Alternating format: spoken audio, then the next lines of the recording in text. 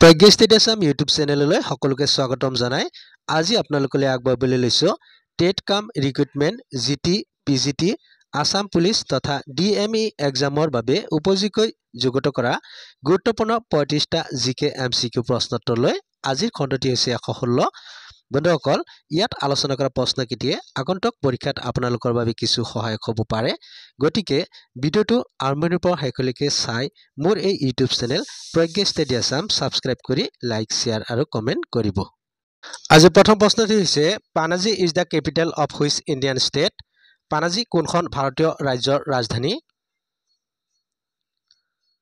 প্ৰশ্নটো শুদ্ধ উত্তৰ হ'ব অপচন বি গোৱা বন্ধুসকল পানাজী হৈছে গোৱা ৰাজ্যৰ ৰাজধানী নেক্সট কোৱেশ্চন দা ৰিয়াৰ view মিৰৰ used in a motor vehicle is motor গাড়ীত ব্যৱহাৰ কৰা ৰিয়াৰ ভিউ মিৰৰ হল প্ৰশ্নটো শুদ্ধ উত্তৰ হ'ব অপচন বি কনভেক্স লেন্স বন্ধুসকল মটৰ গাড়ীত ব্যৱহাৰ কৰা ৰিয়াৰ ভিউ মিৰৰটো হৈছে উত্তল দাপন next question who among the following Jonaki era poet was known as জ্ঞান মালিনীৰ কবি নিম্নলিখিত জোনাকী যুগৰ কবিসকলৰ ভিতৰত কোনজন কবিক জ্ঞান মালিনীৰ কবি নামেৰে জনা গৈছিল প্ৰশ্নটো শুদ্ধ উত্তৰ হ'ব অপচন সি মফিজুদ্দিন আহমদ হাজৰিকা বন্ধুসকল মফিজুদ্দিন আহমদ হাজৰিকাক জ্ঞান মালিনীৰ কবি নামেৰে জনা যায় next question if there were no atmosphere what would be the colour of the sky যদি বায়ুমণ্ডল নাথাকিলেহেঁতেন আকাশৰ ৰং কি হ'লহেঁতেন প্ৰশ্নটোৰ শুদ্ধ উত্তৰ হ'ব অপচন এ ব্লাক বন্ধুসকল যদি বায়ুমণ্ডল নাথাকিলেহেঁতেন তেতিয়াহ'লে আকাশৰ ৰং হ'লহেঁতেন কলা next question who is the author of Anandamath আনন্দমঠৰ লেখক কোন প্ৰশ্নটোৰ শুদ্ধ উত্তৰ হ'ব অপচন বি বংকিম চন্দ্ৰ চট্টোপাধ্যায় বন্ধুসকল আনন্দমঠ নামৰ গ্ৰন্থখনৰ লেখক হৈছে Bankim Chandra Chattopadhyay next question who discovered oxygen oxygen কোনে আৱিষ্কাৰ কৰিছিল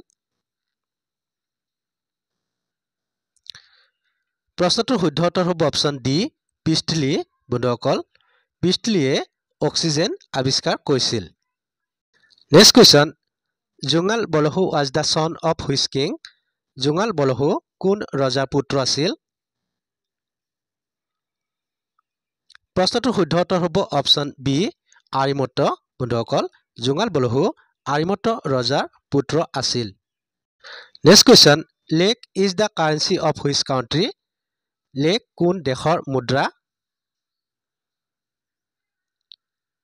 প্ৰশ্নটোৰ শুদ্ধ উত্তৰ হ'ব অপচন ডি আলবেনিয়া বন্ধুসকল লেক হৈছে আলবেনিয়া দেশৰ মুদ্ৰা next question Madhubani painting is related to which state Madhubani চিত্ৰকলা কোন ৰাজ্যৰ সৈতে সম্পৰ্কিত প্ৰশ্নটোৰ শুদ্ধ উত্তৰ হ'ব অপচন চি কেৰালা বন্ধুসকল মধুবনী চিত্ৰকলা হৈছে কেৰালা ৰাজ্যৰ সৈতে সম্পৰ্কিত next question the largest source of air pollution in metropolitan cities is metropolitan নগৰীত বায়ু প্ৰদূষণৰ বৃহৎ উৎসটো হ'ল প্ৰশ্নটোৰ শুদ্ধ উত্তৰ হ'ব অপচন এ যান বাহন বন্ধুসকল মেট্ৰপলিটেন নগৰীত বায়ু প্ৰদূষণৰ বৃহৎ উৎসটো হৈছে যান বাহনৰ ধোঁৱা next question English is the official language of which of the following states নিম্নলিখিত কোনখন ৰাজ্যৰ ৰাজ্যিক ভাষা ইংৰাজী প্ৰশ্নটোৰ শুদ্ধ উত্তৰ হ'ব অপচন ডি নাগালেণ্ড বন্ধুসকল নাগালেণ্ড ৰাজ্যৰ ৰাজ্যিক ভাষা হৈছে ইংৰাজী ভাষা next question which of the following is the lightest metal তলৰ কোনটো সবাতোকৈ পাতল ধাতু প্ৰশ্নটোৰ শুদ্ধ উত্তৰ হ'ব অপচন চি লিথিয়াম বন্ধুসকল লিথিয়াম হৈছে আটাইতকৈ পাতল ধাতু next question in which states is the Dampa tiger reserve located Dampa ব্যাঘ্ৰ সংৰক্ষণ কোনখন ৰাজ্যত অৱস্থিত প্ৰশ্নটোৰ শুদ্ধ উত্তৰ হ'ব অপচন বি মিজোৰাম বন্ধুসকল ডাম্পা ব্যাঘ্ৰ সংৰক্ষণ মিজোৰাম ৰাজ্যত অৱস্থিত next question the main constituent of LPG is এলপিজিৰ মূল উপাদান হ'ল প্ৰশ্নটোৰ শুদ্ধ উত্তৰ হ'ব option D both A and B অৰ্থাৎ LPGৰ মূল উপাদান হৈছে butane and propane. Next question, in which area Kushan gun is popular? Kushan gun কোন অঞ্চলত জনপ্ৰিয়? প্ৰশ্নটোৰ শুদ্ধ উত্তৰ হ'ব অপচন বি গোৱালপাৰা। বন্ধুসকল, কুশান গান গোৱালপাৰা অঞ্চলত জনপ্ৰিয়। Next question, the first Indian artificial satellite is, প্ৰথম ভাৰতীয় কৃত্ৰিম উপগ্ৰহটো হ'ল? প্ৰশ্নটোৰ শুদ্ধ উত্তৰ হ'ব অপচন বি আৰ্যভট্ট। বন্ধুসকল, প্ৰথম ভাৰতীয় কৃত্ৰিম উপগ্ৰহটোৰ নাম হৈছে Aryabhata. Next question, what is the value of acceleration due to gravity on earth? পৃথিৱীত মাধ্যাকৰ্ষণিক ত্বৰণৰ মান কিমান? প্ৰশ্নটোৰ শুদ্ধ উত্তৰ হ'ব option A 9.8 metre per square second. বন্ধুসকল, পৃথিৱীত মাধ্যাকৰ্ষণিক ত্বৰণৰ মান হৈছে 9.8 metre per square second. Next question, the first Bhakti movement was organised by, প্ৰথম ভক্তি আন্দোলন কাৰ দ্বাৰা আয়োজিত কৰা হৈছিল? প্ৰশ্নটোৰ শুদ্ধ উত্তৰ হ'ব অপচন ডি ৰামানুচাৰ্য। বন্ধুসকল, প্ৰথম ভক্তি আন্দোলন ৰামানুচাৰ্যৰ দ্বাৰা আয়োজিত কৰা হৈছিল। Next question, in which year was Arjuna award instituted? কিমান চনত অৰ্জুন বঁটাৰ প্ৰৱৰ্তন কৰা হৈছিল? প্ৰশ্নটোৰ শুদ্ধ উত্তৰ হ'ব অপচন এ 1961। বন্ধুসকল, 1961 চনত অৰ্জুন বঁটাৰ প্ৰৱৰ্তন কৰা হৈছিল। Next question, when is national sports day celebrated in India? ভাৰতত ৰাষ্ট্ৰীয় ক্ৰীড়া দিৱস কেতিয়া উদযাপন কৰা হয়? প্ৰশ্নটোৰ শুদ্ধ উত্তৰ হ'ব অপচন এ 29 আগষ্ট। বন্ধুসকল, ভাৰতত 29 আগষ্ট তাৰিখে ৰাষ্ট্ৰীয় ক্ৰীড়া দিৱস উদযাপন কৰা হয়। Next question, in which year was Oscar award institute? কিমান চনত অস্কাৰ বঁটাৰ প্ৰৱৰ্তন কৰা হৈছিল? প্ৰশ্নটোৰ শুদ্ধ উত্তৰ হ'ব অপচন এ 1929। বন্ধুসকল, 1929 চনত অস্কাৰ বঁটাৰ প্ৰৱৰ্তন কৰা হৈছিল। Next question, state bank of India was previously known as? ভাৰতীয় ষ্টেট বেংকক পূৰ্বতে কি নামেৰে জনা গৈছিল? প্ৰশ্নটোৰ শুদ্ধ উত্তৰ হ'ব option C imperial bank of India. বন্ধুসকল, ভাৰতীয় ষ্টেট বেংকক পূৰ্বতে ইম্পেৰিয়েল বেংক অফ ইণ্ডিয়া নামেৰে জনা গৈছিল। Next question, during whose reign did the Mughal painting reach its climax? কাৰ শাসনকালত মোগল চিত্ৰকলা শীৰ্ষস্থানত উপনীত হৈছিল? প্ৰশ্নটোৰ শুদ্ধ উত্তৰ হ'ব অপচন চি জাহাংগীৰ। বন্ধুসকল, জাহাংগীৰৰ শাসনকালত মোগল চিত্ৰকলাই শীৰ্ষস্থানত উপনীত হৈছিল। Next question, Mohiniattam classical dance belongs to which state? Mohiniattam শাস্ত্ৰীয় নৃত্য কোনখন ৰাজ্যৰ? প্ৰশ্নটোৰ শুদ্ধ উত্তৰ হ'ব অপচন বি কেৰালা। বন্ধুসকল, মোহিনীঅট্টম হৈছে কেৰালা ৰাজ্যৰ শাস্ত্ৰীয় নৃত্য।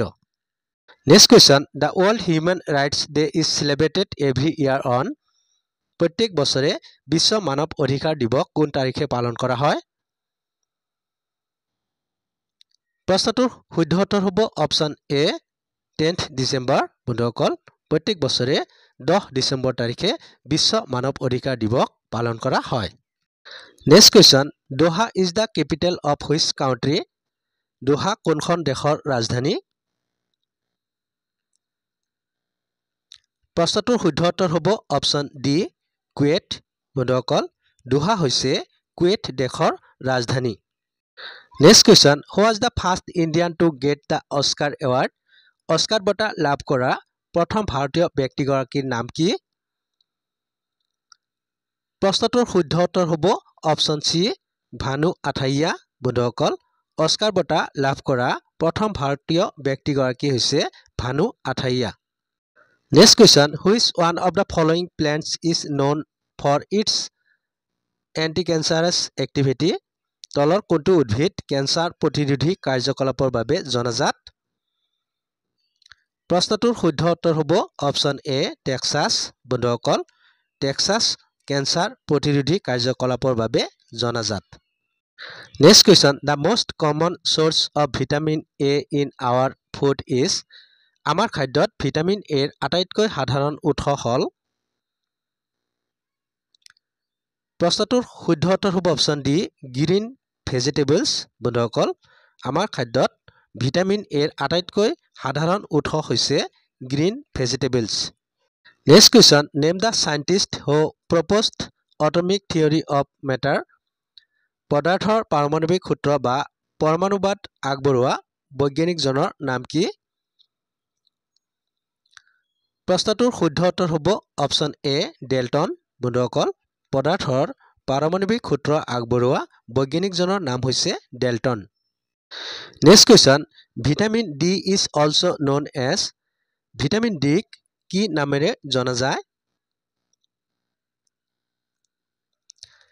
প্ৰশ্নটোৰ শুদ্ধ উত্তৰ হ'ব অপশ্যন ডি কেলচিফেৰল বন্ধুসকল ভিটামিন ডিৰ আন এটা নাম হৈছে calciferol next question which of the following is an example of trimetric molecule তলৰ কোনটো ত্ৰিপাৰমাণৱিক মৌলৰ উদাহৰণ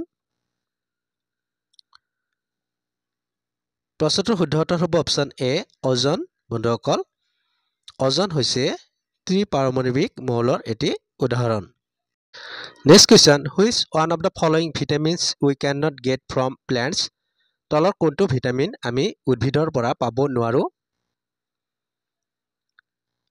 প্ৰশ্নটোৰ শুদ্ধ উত্তৰ হ'ব অপশ্যন চি ভিটামিন ডি বন্ধুসকল ভিটামিন ডি আমি উদ্ভিদৰ পৰা পাব নোৱাৰোঁ next question which metal is normally mixed with gold to make ornaments সাধাৰণতে কোনটো ধাতু সোণৰ লগত মিহলাই অলংকাৰ তৈয়াৰ কৰা হয় প্ৰশ্নটোৰ শুদ্ধ উত্তৰ হ'ব অপশ্যন বি কোপাৰ বন্ধুসকল সাধাৰণতে কোপাৰ ধাতু সোণৰ লগত মিহলাই অলংকাৰ তৈয়াৰ কৰা হয় next question which of the following fruits is known as the king of fruits তলৰ কোনটো ফলক ফলৰ ৰজা বুলি জনা যায় প্ৰশ্নটোৰ শুদ্ধ উত্তৰ হ'ব অপশ্যন বি মেংগো বন্ধুসকল আমক ফলৰ ৰজা বুলি জনা যায় বন্ধুসকল ভিডিঅ'টো চাই কেনে লাগিল লাইক কমেণ্ট আৰু শ্বেয়াৰ যোগে জনাব এনে ধৰণৰ নতুন নতুন ভিডিঅ' পাই থাকিবলৈ এতিয়া ইউটিউবৰ পৰা ছাবস্ক্ৰাইব কৰক প্ৰজ্ঞা ষ্টাডি আছাম পুনৰ নতুন এটি ভিডিঅ'ৰ সৈতে আপোনালোকক লগ পোৱাৰ প্ৰতিশ্ৰুতিৰে আজিলৈ ইমানতে সামৰণি মাৰিছোঁ ধন্যবাদ